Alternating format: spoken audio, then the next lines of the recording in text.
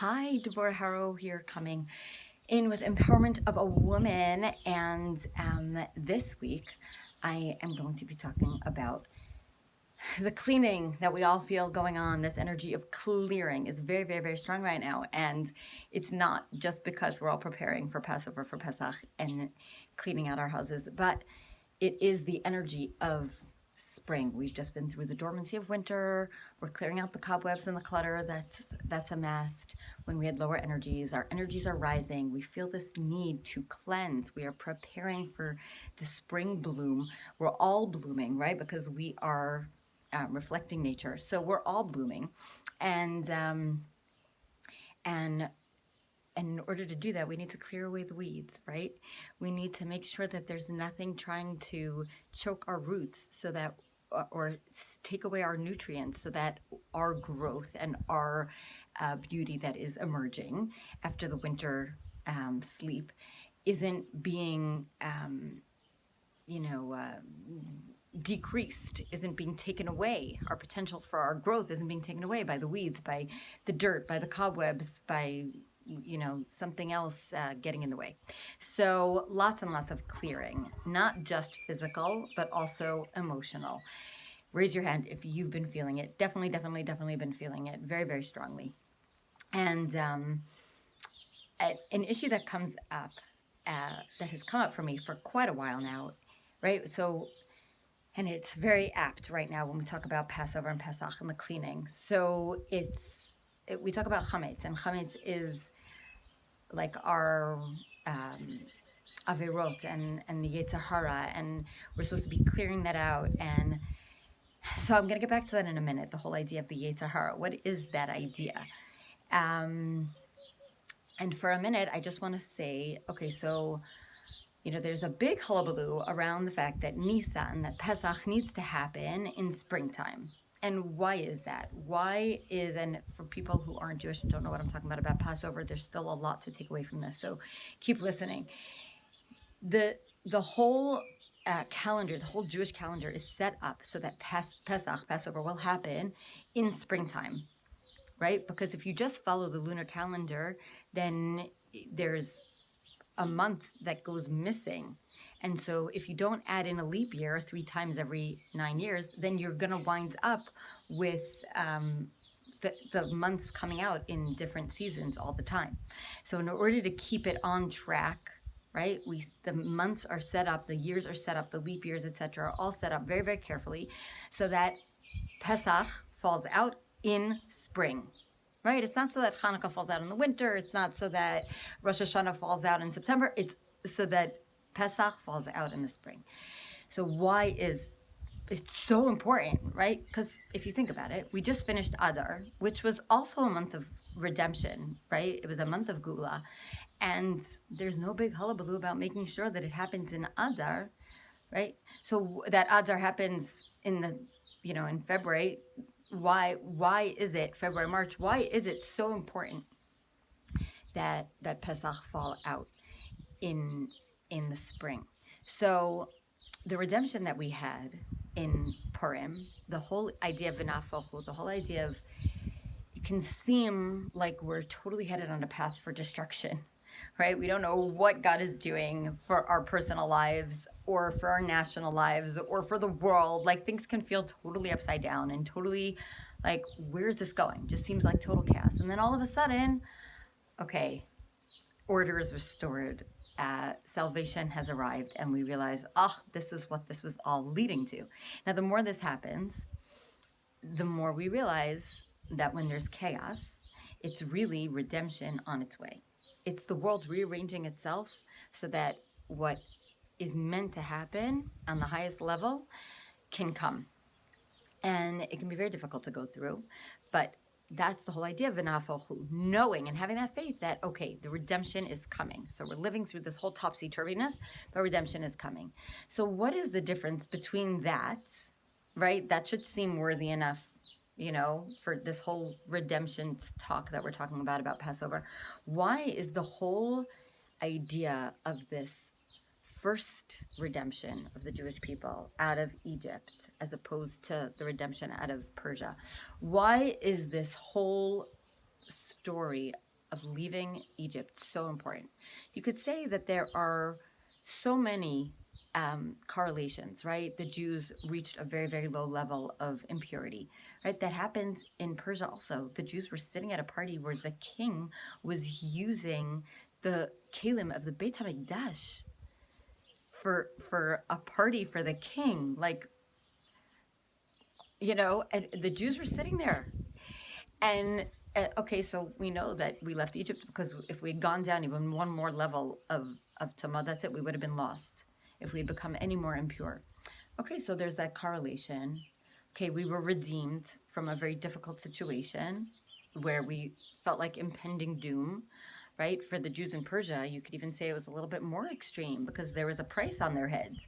In Egypt, it was, okay, we're going to work you to the bone until you have, until you just have no cost for anything and just segregate and just don't care anymore and lose your religion, and we're just going to wear you down. It was a slower process. In Persia, it was, okay, here's a date that you're all going to be destroyed. And yet, still, we find that the story of Pesach is such an important, can you say epitomal? It's like the epitome of the whole story of redemption. Why?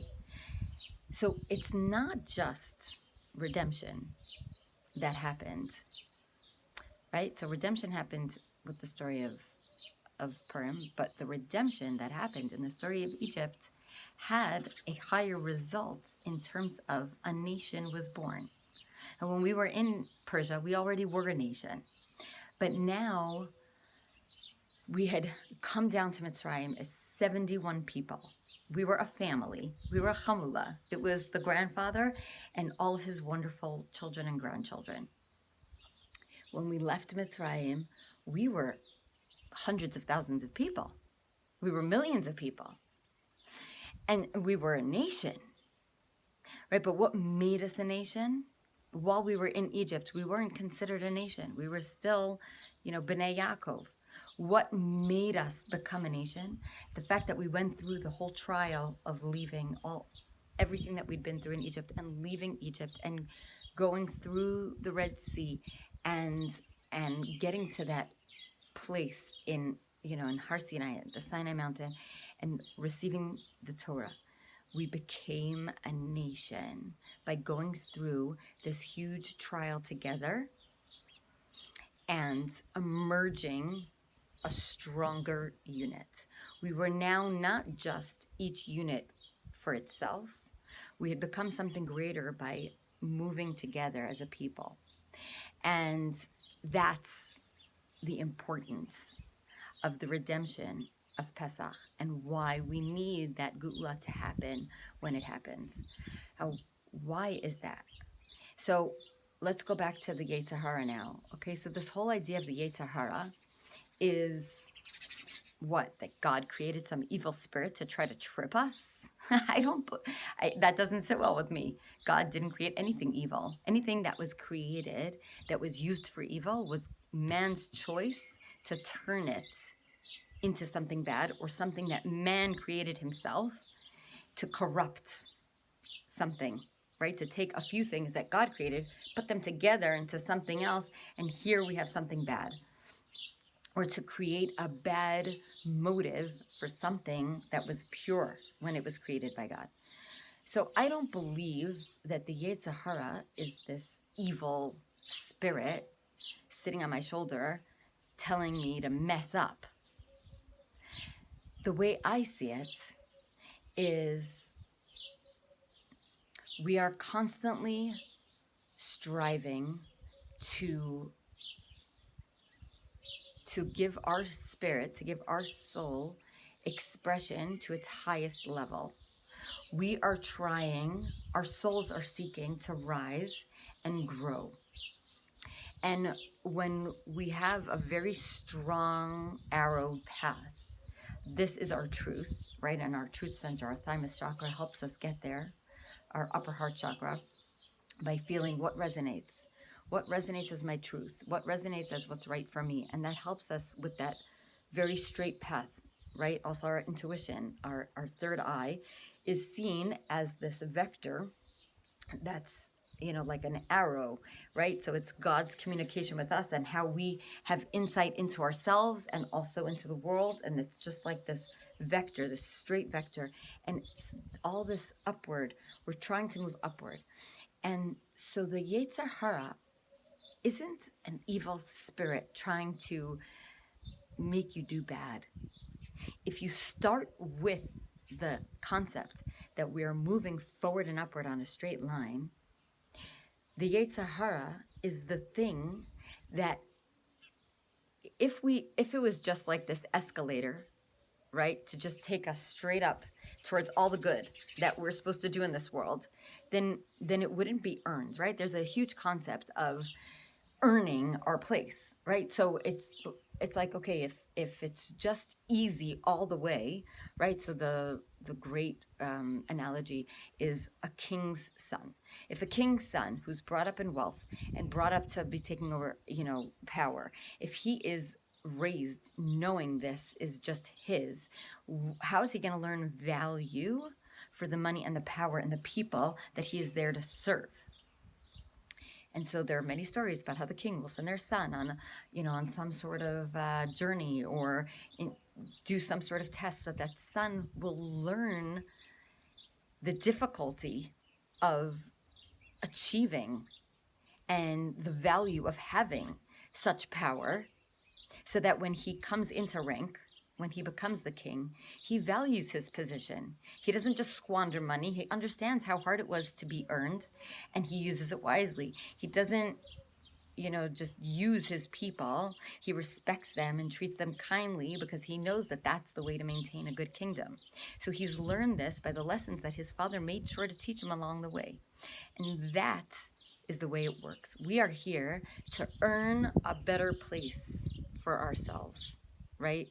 And so when we're going up the path, if it was all just an easy escalator ride, then we wouldn't earn anything. And any reward isn't really ours, it's God's for making such a nice, neat path for us. So when we look at it that way, the Yetzer Hara, I really prefer a different word for it, but it's just the things that are hovering on the side of the straight path that are saying, hey, look at me. Why don't you try this?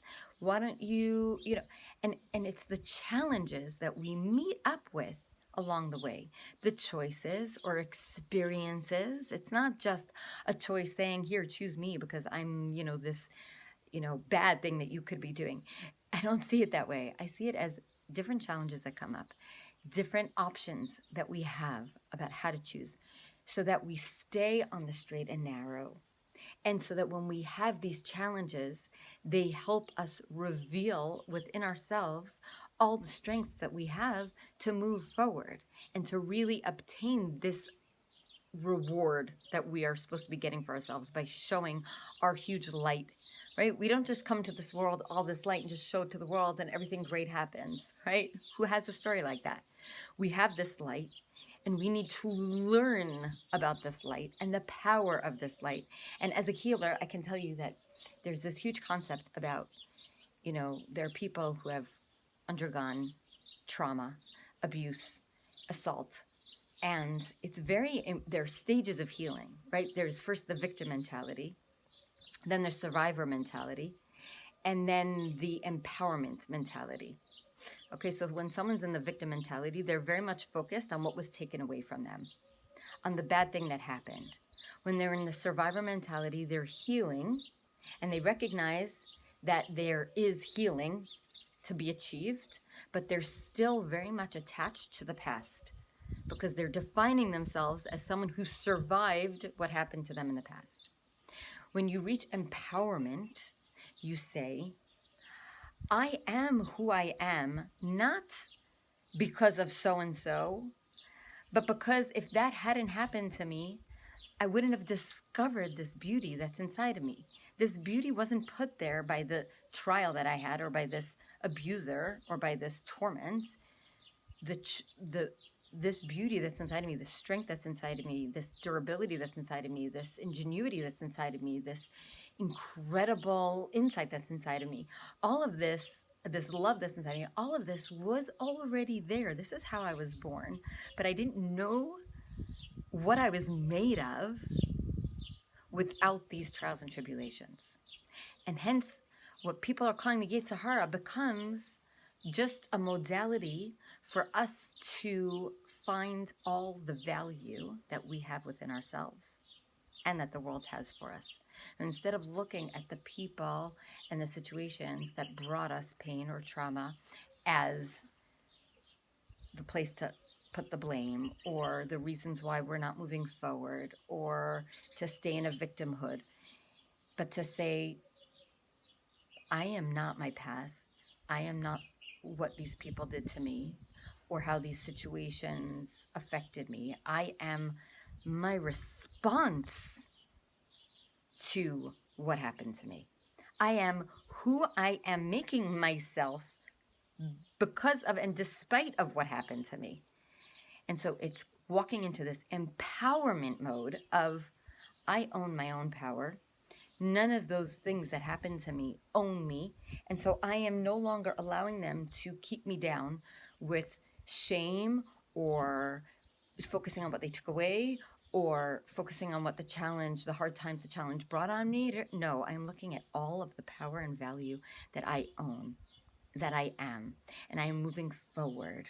And that's what happened to the Jewish people. They became, and when we do that, we realize our power and we come into the world with this full force and this higher energy than existed previously because we've gone through our own personal redemption and came out a whole person.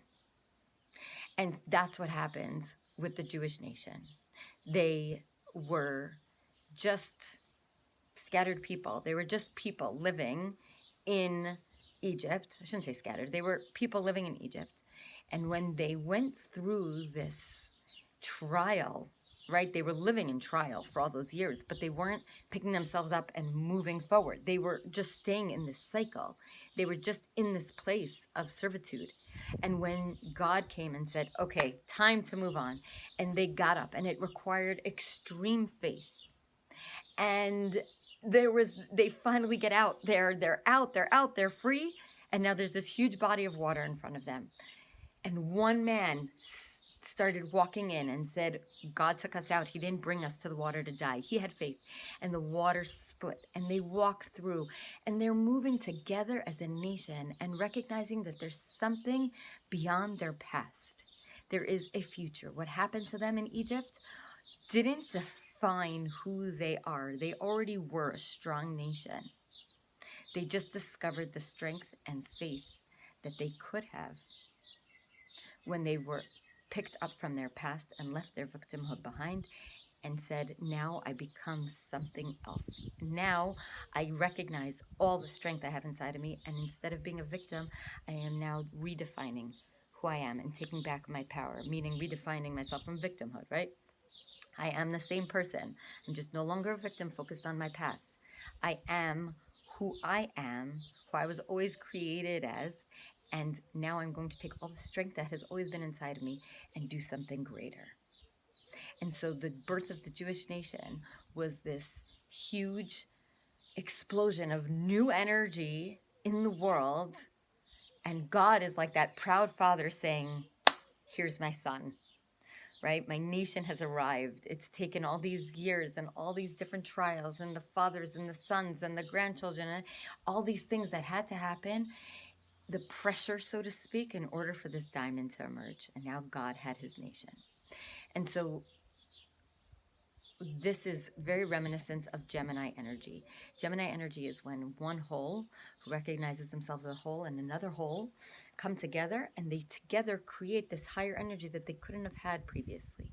So it's similar to that. Someone who didn't see who they were separate from their past, who is now saying, hey, I'm not my past. I never was my past. Those things just happened to show me all the beauty that already existed here. And now I am becoming one with all this beauty. That's the healing process.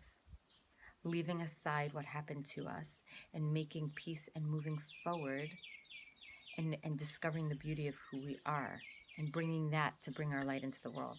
So each of us should have a beautiful personal redemption as well as a national redemption.